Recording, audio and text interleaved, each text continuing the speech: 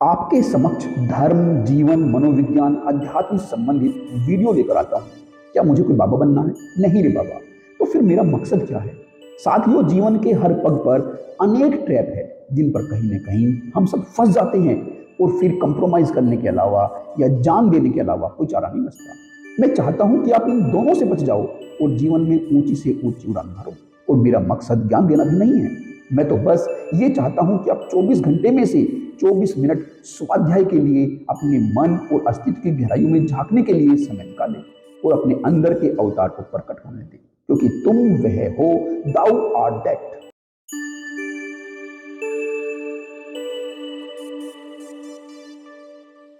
साथियों नमस्कार। साथियों, आज की इस चर्चा में हम ध्यान के दौरान और ध्यान के बाद हमें क्या सावधानी बरतनी चाहिए, उसका सही प्रोसेस क्या है, इसको आज हम इस चर्चा के माध्यम से जानेंगे। क्योंकि हमारा ध्यान के साथ एक प्रयोजन होता है, एक उद्देश्य होता है, और हमारा वह ध्येय, वह हमारा प्रयोजन सफल हो जाए, इसी के लिए आज यह चर्चा का विषय है। साथियों, ध्यान में उतरने के लिए अलग अलग व्यक्ति के अलग अलग प्रयोजन हो सकते हैं। जैसे हो सकता है किसी का प्रयोजन ध्यान में उतरने के लिए उसको शांति पाना, किसी का उद्देश्य हो सकता है कि उसको अपना फोकस बढ़ाना हो, किसी का हो सकता है कि उसे अपने स्वास्थ्य लाभ के लिए ध्यान में उतरना हो, या अपने संबंधों में सुधार के लिए उसे ध्यान में उतरना हो। किसी का प्रयोजन हो सकता है कि उसे अपने अस्तित्व से जुड़ने के लिए ध्यान में उतरना हो, या हो सकता है कि किसी को इस पूरे अस्तित्व से जुड़ने के लिए उस ध्यान में उतरना हो। तो इस भांति से ध्यान के अनेकों प्रयोजन होते हैं, लेकिन हमें कुछ बातों का ख्याल रखना होता है। साथियों, अक्सर हम जब ध्यान करते हैं तो ध्यान के लिए एक एंकर को पकड़ते हैं। जैसे अक्सर हम श्वासों के माध्यम से ध्यान में गति करते हैं, या किसी एक बिंदु पर कंसंट्रेट करते हुए, फोकस करते हुए हम ध्यान करते हैं, या विचारों को देखते हुए ध्यान करते हैं, या मंत्र का उच्चार करते हुए ध्यान करते हैं। साथियों, इन सभी में ये एंकर होता है, और जब हम ध्यान में गहरे उतर जाते हैं तो फिर यह एंकर पीछे छूट जाता है। लेकिन शुरुआत में इस एंकर की, इस खूंटी की, इस पकड़ की एक महत्वपूर्ण भूमिका होती है, ताकि हमारा सारा ध्यान हटकर उस एक बिंदु पर आ जाए और फिर हम गहराई में उतर जाए। लेकिन जब हम गहराई में उतरते हैं तब वह एक बिंदु भी खो जाता है। तो साथियों, जैसे हमने बात की अपने प्रयोजन की, अपने ध्येय की, वह ध्येय, वह प्रयोजन हमारा सफल हो सके, हमारा ध्यान सफल हो सके, इसके लिए हमें हमारा जो भी उद्देश्य है ध्यान में उतरने का, उस उद्देश्य को ध्यान का जो प्रोसेस होता है, जो प्रक्रिया होती है, उस दौरान अपने मन ही मन हमें रिपीट करना होता है, हमें दोहराना होता है। जैसे सपोज करिए, यदि किसी को शांति में उतरने के लिए ध्यान का अभ्यास करना है, तो उसको ध्यान में उतरने के साथ साथ जब वह प्रोसेस होता है, ध्यान में उतरने से पहले का जो प्रोसेस होता है, उस दौरान उसे पॉजिटिवली यह अपने मन ही मन रिपीट करना है और इसको अनुभूत करना है कि मैं गहरी शांति में उतर रहा, शांति मुझ पर छा रही है, मेरे चारों तरफ शांति ही शांति है।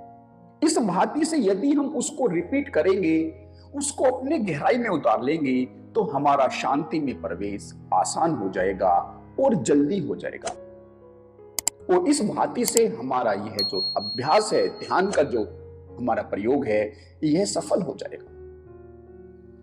या फिर किसी को सपोज करिए अपने स्वास्थ्य लाभ के लिए ध्यान में उतरना है, तो उसको मन ही मन अपने स्वास्थ्य का भाव रखना होगा, उसको अपनी बीमारी पर ध्यान नहीं रखना है, उसको अपने स्वास्थ्य पर ध्यान रखना है।